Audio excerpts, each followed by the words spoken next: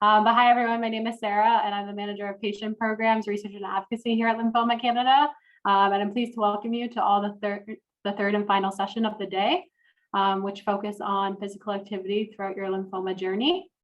I'd like to remind you that the session is being recorded and will be available at the end of the conference, and at the end of the presentation, we'll hopefully leave a few minutes for questions and answer period.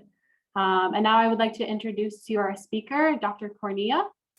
Dr. Courneya is a professor and research chair in the physical activity in cancer in the Faculty of Kinesiology, Sport and Recreation at the University of Alberta. His research program focuses on the role of exercise after a cancer diagnosis, including how exercise might help cancer patients for treatments, tolerate them, and respond to their treatments, including recovery and improving long-term outcomes.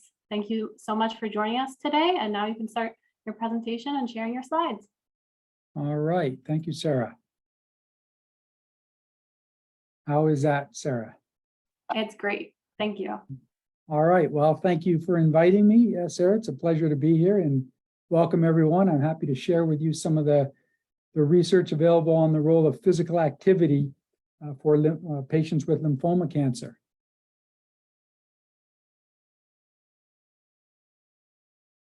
So there's a few questions I'll try and answer for you today. The first one is it safe and beneficial to exercise with lymphoma?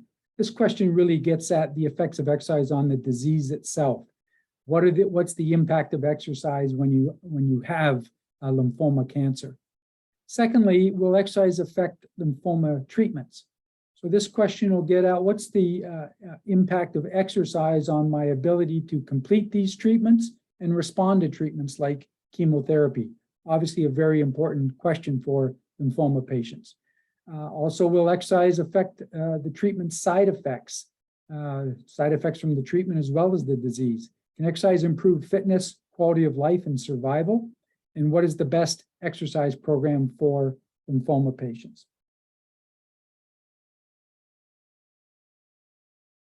So exercise oncology is this field that studies the role of exercise in cancer patients, both related to kind of the treatment effects, quality of life effects, fitness effects. Probably won't surprise the people on this talk that most of the research has been done in breast and prostate cancer, just like much of the treatment-related research has been done in those groups. A lot of the exercise research is focused on those two groups. We do have some exercise research that's focused on lymphoma cancers, and I'll share some of that with you today. One study in particular on the role of exercise in lymphoma cancer. We also have some studies that have kind of included lymphoma cancer patients. So studies that are on hematologic cancers. So this includes leukemia, multiple myeloma, along with lymphoma, and studies that have been done in stem cell transplant patients, which again will include lymphoma patients, but the studies aren't really specifically focused on lymphoma patients. So a lot of what we know about exercise in cancer, we do need to draw or extrapolate from some of these other exercise oncology studies, but I think we can draw from those studies and make some of the key points. So the first concern or question you probably have is, what's the effects of exercise on my lymphoma cancer? For those of you who still have lymphoma cancer in your body. And we're able to study that in rodent models, just the same way people studying drugs are able to study them. So we can take rodents and we can inject a few cancer cells or a small tumor, and rather than give them the drug or no drug, we can get them to exercise or not exercise, and we can see what happens to their cancers when they're exercising or not exercising. What we see is, in general, exercise slows the growth of these tumors. So you can see across all these studies, there's probably been about 50 or 60 studies. In general, the tumors will grow more slowly in the animals that exercise than in the ones that don't exercise. We see that in about 2/3 of the studies. Another 25% of the studies or so, there's no difference. Doesn't matter whether the mice exercise or not, the tumors grow the same. Unfortunately, in about 9% of the studies, we do see the tumors grow more quickly. So it's a small number of studies, but we do have to be careful in these types of findings and making sure we can look at the effects of exercise on these different types of cancer. None of these studies have looked at lymphoma cancer cell lines. They're typically looking at breast cancer, pancreatic cancer, and lung cancer. But overall, the studies are showing that in the absence of any treatments, just exercise or no exercise, tumors grow more slowly. And I'll talk about some mechanisms for that shortly. Of course, the big limitation is those are studies done in mice, not in humans.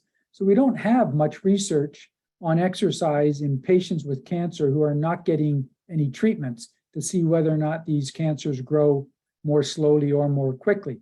We do have one study we can draw on, and this is in men with prostate cancer, because they're often treated with active surveillance.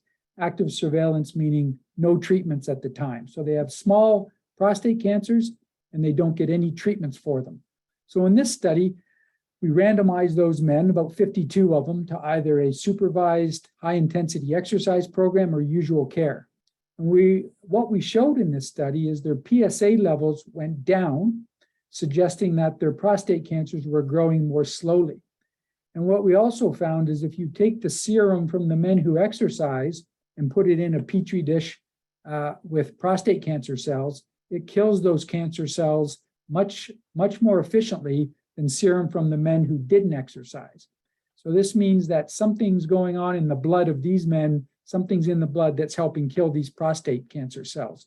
And I'll share some of those mechanisms with you in a moment. This study got a lot of attention because it would be fantastic if we could show that exercise can slow the progression of cancer, like lymphoma cancer, even without any other treatments. And so it'd be very important finding. And I think that's certainly possible. As I mentioned, we don't have studies looking at cancer growth in lymphoma patients, but there are some mechanisms where we think it could have an effect. Exercise has a big impact on immune function, which can help control these lymphoma cancer cells. It increases the number and activity of macrophages, natural killer cells, and other cytokines, reduces adiposity, which can also fuel cancer growth, improves inflammation by reducing inflammatory markers like IL-6, TNF-alpha, C-reactive protein, and so on. Improves insulin sensitivity, and these are also cancer growth factors. So lowering insulin and glucose and insulin-like growth factors. And improving antioxidant defenses. So exercise has strong biological effects on the body and can really have an impact on many of these factors that we know are linked to cancer growth. Now, those are the biological changes, but I'd be remiss if I don't mention the real positive psychological impact we had in this study as well. And many cancer patients tell us that the psychological benefits of exercise are just as important to them as some of these biological or cancer-related effects. So in this study, we showed that exercise reduced the worry and anxiety they had about their prostate cancer, and even reduced their fear of cancer progression. So for many of you, that might be a big concern, that your cancer is going to progress, it's going to get worse, and that can cause a lot of anxiety. And in this study, we showed some positive psychological benefits for those patients who did the exercise program. So exercising when you're not on treatments is important because it can help you prepare for those treatments. And this is a study we looked at in breast cancer patients. And we pooled two different data sets where we had over 540 breast cancer patients complete all these fitness measures, maximal aerobic fitness, maximal strength, body composition measures, and so on, all before they started chemotherapy. And then we were able to look at those measures and see, do they predict whether or not they're able to complete chemotherapy? And what we found in this study is physically fit breast cancer patients were more likely to complete chemotherapy. This is a very important finding for breast cancer patients, but also for lymphoma patients, because being able to complete your treatments really gives you the best shot at cure and the best shot at long-term control of disease. And what we showed here is those higher fit patients and stronger patients. So both aerobic fitness and muscular fitness predicted those patients who were able to complete their chemotherapy. So even though you might not be on treatments now, exercising now and becoming fitter might help you be able to complete treatments in the future. And many of you will know that you're probably going to get more treatments. You might be getting treatments in a year from now, 2 years from now. You might get multiple treatments over many years that can help you control the disease. So this is a critically important finding, I think, for lymphoma patients. What happens once you start treatments? What about exercising while you're actually receiving treatments for lymphoma cancer? So this is a review we did a few years back, looking at the effects of exercise on cancer treatment efficacy, meaning how well do these treatments work if you're exercising while you get them versus if you're not exercising. Does exercise make the treatments work better, or does it interfere with the ability of these treatments to work? So similar to the studies looking at exercise and cancer growth, we're able to do these in rodent models. So again, we inject a small number of cancer cells or a small tumor, and we can get these animals to exercise or not, but we can also add a drug. So in this case, we can also add chemotherapy. It's called gemcitabine. And we can look at what's the effects of exercise alone, the drug alone, and the combination. And what you can see here are some very provocative findings. You can see the green is the exercise alone, and the blue is just control, nothing. So exercise had no real effect on tumor growth. The black bars here are the drug, and you can see the drug, as expected, slowed the growth of the tumors. But look at the red triangle. So this is where the drug's being delivered, but the animals are also exercising. That's actually the best outcome. So even though exercise by itself didn't slow the growth of the tumor, when it's combined with drug treatment, the drug works better. And there's some really interesting mechanisms for why that might be. Exercise improves blood flow to the tumor. It improves the vasculature to the tumor. So this allows more drug to be delivered to the tumor where the drug needs to get to. So during exercise, the tumor gets pumped full of blood. And if you're receiving drugs at the same time, you get more drug delivery to the tumors. It also delivers more oxygen to the tumors.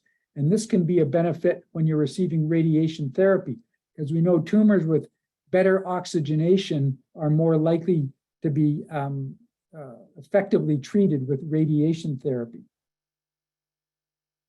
So that's in some animal studies. Again, we don't have much in patients, but we've done a recent one in rectal cancer patients. So these are patients who have small rectal tumors, and they start off getting 6 weeks of radiation therapy. So the goal of this radiation therapy is to try and shrink the tumor or get rid of it altogether prior to surgery to remove whatever tumor might be remaining. So in this study, we recruited these patients, again, randomizing them to a supervised exercise program or not, and find out what happens to these tumors if you exercise while getting radiation therapy, or you don't exercise while getting radiation therapy. Once again, a very provocative finding. So we only randomized 36 patients. It's a small study that we did. But what you can see here is 10 of 18, or 56% of the patients who exercised had a complete response to radiation therapy. That means their tumors were gone after radiation therapy, compared to only 17% of patients who didn't exercise. So some suggestion that if you're exercising while you're getting 6 weeks of radiation therapy is more effective. It's working better. And we think this is related to, again, vascularization of the tumors, delivering greater blood flow, more oxygenation, so the tumors become more sensitive to radiation therapy. So again, this was done in rectal cancer patients, but I think a very exciting finding. And we think the mechanisms might be same in other cancers, including lymphoma. So if you're receiving radiation for certain types of lymphoma, it's possible that exercise could improve how you respond to that radiation therapy through these similar mechanisms and benefits of exercise. All right, so that's rectal cancer, it's breast cancer, it's prostate cancer. What about lymphoma? So this is probably the best study and the largest study, the most definitive study to date we have that's really focused on lymphoma patients. So this is a study we did comparing an aerobic exercise intervention. This was on a bike, on a cycle ergometer, compared to no exercise, and we had 122 lymphoma patients who were either receiving chemotherapy, 54 of them, or on no treatment. And so our goal here was really to compare the response to exercise for lymphoma patients who were on chemotherapy and those who were off of treatments. 12 weeks supervised aerobic exercise training. We looked at fitness, symptoms, quality of life, but we also looked at treatment response. So back to the same sort of issue of how did they respond to their chemotherapy for the 54 patients that were on chemotherapy if they exercised while getting the chemotherapy. Just to show you the patient group here, you can see we had most of the patients were non-Hodgkin lymphoma, about 18% were Hodgkin lymphoma. And you can see some of the subtypes we had in the study: diffuse large B cell, follicular, nodular, sclerosing, and so on. And again, a spread of different stages of disease at the time, and also some that had previous treatments. And as I mentioned, 44% were currently on chemotherapy at the time of doing this exercise protocol. So one of the key findings is an improvement in aerobic fitness. This is important because VO2 max or aerobic fitness is one of the best predictors of mortality across any group. Doesn't matter which group you're looking at: cardiovascular disease patients, patients with diabetes, cancer patients, and so on. The fitter patients live longer. So this is sort of survival of the fittest. And in this study, we showed a very large improvement, about 20% in their overall fitness. And you can see the benefits were the same whether you were on chemotherapy or off treatments. When you're on chemotherapy, it can have a negative impact on your fitness level. So these patients were actually having their fitness reduced, but it's completely reversed with the exercise training program. For patients off treatment, as we would expect, no change in usual care, but a big improvement from the aerobic exercise group. Importantly, similar changes in quality of life that mirror the changes in fitness. Big improvements overall in quality of life. You get those improvements whether you're on chemotherapy or off treatments. How you get them is slightly different. So again, on chemotherapy, we see some decline in quality of life, as you might expect, but the same magnitude of benefit by exercising. Where in the off treatment group, it's just all gains in quality of life from the aerobic exercise intervention.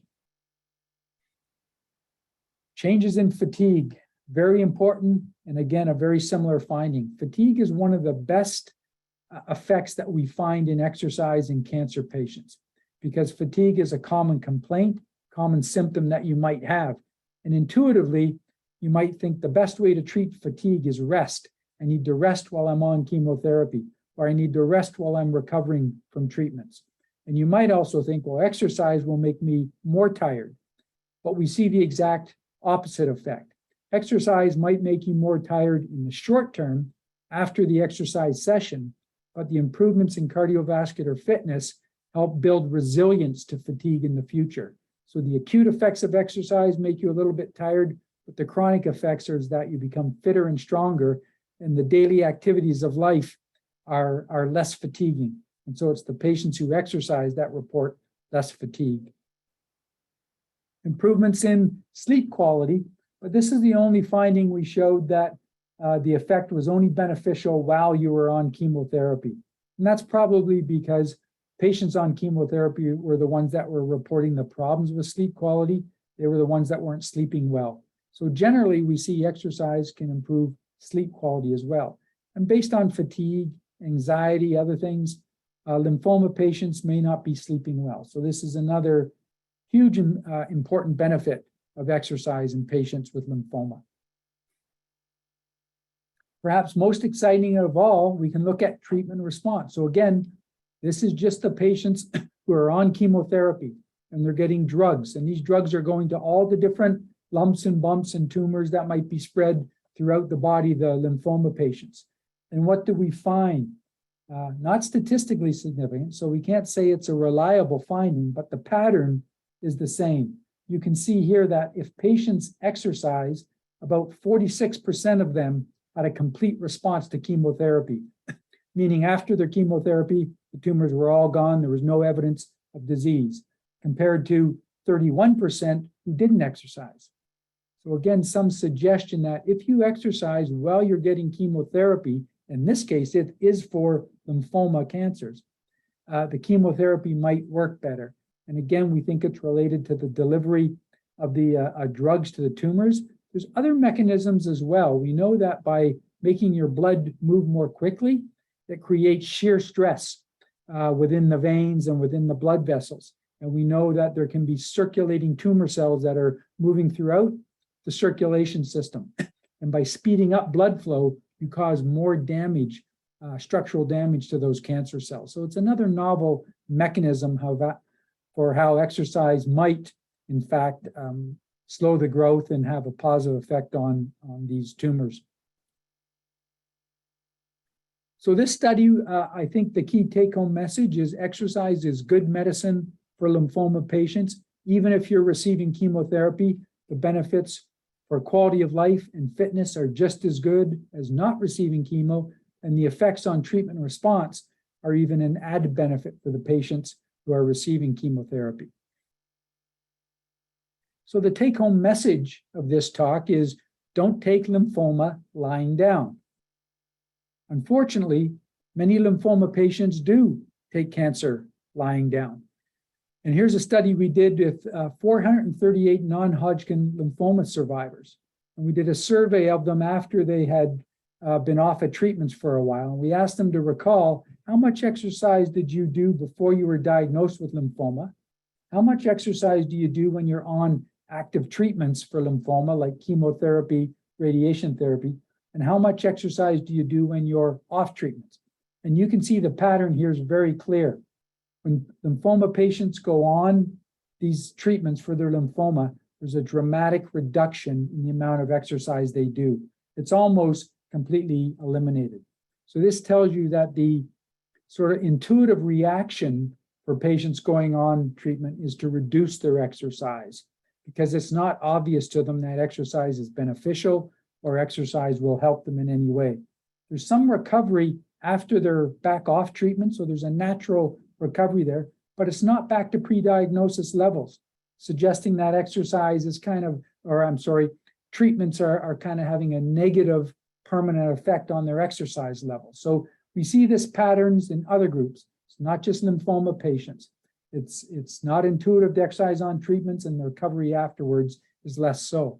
But as this evidence increases of the benefits of exercise while you're on treatments and recovering from treatments, it's more and more important that lymphoma patients don't follow this pattern, that they maintain their exercise or start an exercise program after their diagnosis. Here's a couple of general exercise principles you can follow. Avoid inactivity. Sedentary behavior may be bad, so just getting up and moving around may be beneficial if you can. Some exercise is better than none.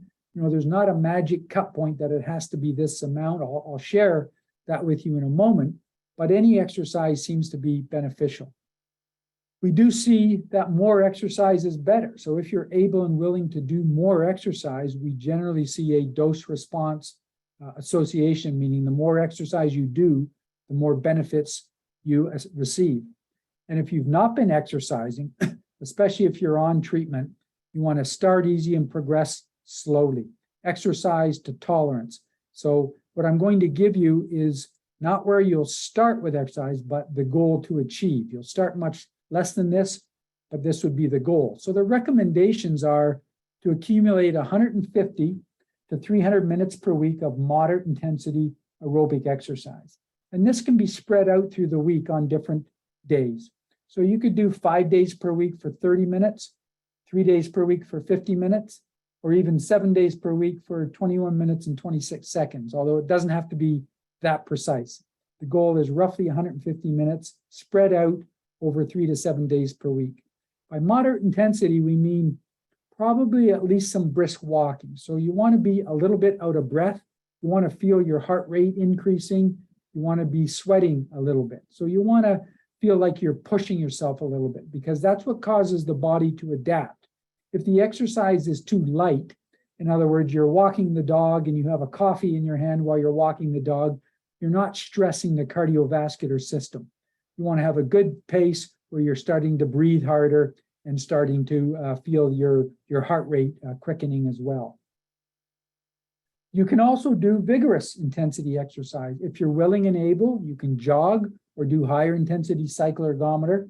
And you can see here, you get roughly double the benefit. So it's only 75 to 150 minutes per week if you're doing vigorous exercise compared to moderate exercise. And then 2 to 3 days per week of strength exercise. This is turning out to be a critically important type of exercise, if possible, to combine both strength exercise and aerobic exercise, because strength exercise will not only bring benefits to your muscular strength, but also lean body mass. And we know the amount of muscle mass you have is what helps you process some of these chemotherapy drugs and other drugs, metabolize them, and experience fewer toxicities and fewer side effects. And also add activity supplements throughout the day, even getting up and moving around, rather than sitting for prolonged periods of times can be helpful.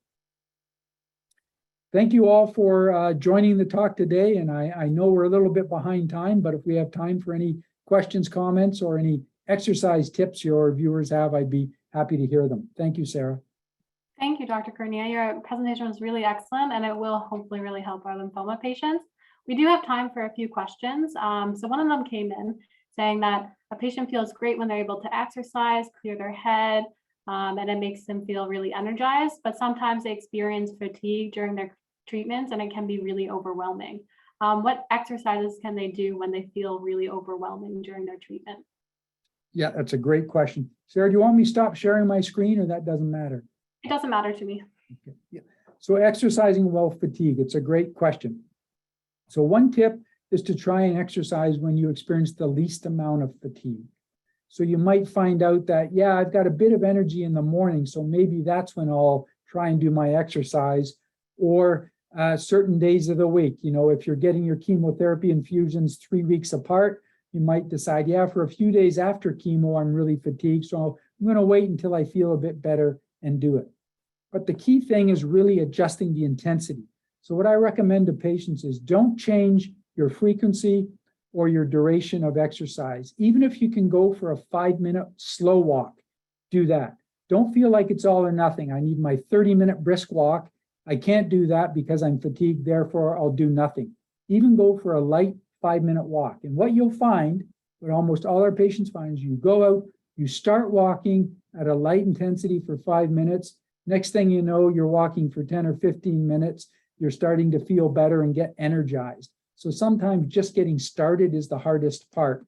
And if you feel up to it, you can get back to your regular workout. If not, even these shorter durations of lighter intensity exercise can be beneficial. That's some really good advice. We have another patient question here that says, is there any type of exercise that has a high risk of injuries for some older lymphoma and CLL patients? Yeah, great question. So, one of the things we have to be careful about is any exercise that is sort of very quick moving and changing directions and stuff. So this gets tricky, to recommend things like soccer or hockey or these types of activities where you might be fairly unfit and now you're out there and you're attempted to do, a quick sprint or other activities that are not regulated. This is why walking is a really good activity, or cycling on an ergometer is a really good activity. Anything that causes risk of falls, if there's any bone disease or metastatic bone disease, you have to be careful of walking on treadmill if you're going to be losing your balance, or walking outside if it's icy. So you want to make sure that you're going to be able to walk on a safe area or do a cycle ergometer or an elliptical to reduce the risks of falling. Great, that's a great answer. We have another one coming in that, how does physical activity help my anxiety levels during my lymphoma treatments? Do you have any research or data on that? How specifically it might help?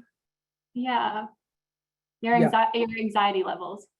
Yeah, so patients are concerned about their cancer, they're concerned about their treatments, they have anxiety levels, but the research has shown, that study I reported with prostate cancer, but it's shown in other groups as well, that exercise can reduce anxiety. In part, I think it's because patients start to feel they're doing something for themselves and they have control over their disease and control over what they do.